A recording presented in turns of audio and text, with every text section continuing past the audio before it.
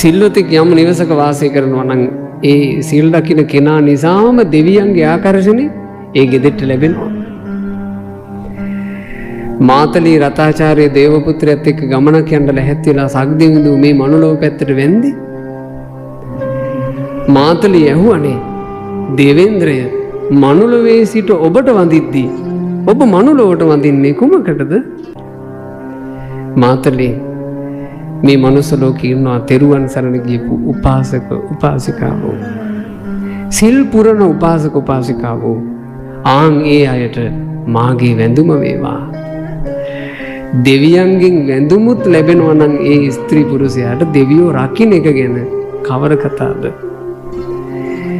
එනිසා ඔයාලගේ ගෙවල් සිල්වත් ගෙවල් කරගන්න සීලයක් එක්ක අපි නාකි වෙමු. අපේ ජීවිත දි รา පත් වෙලා ගොඩ ගන්න බැරි තැනට අපි යනවනේ. අපි සීලයක් එක්ක යමු.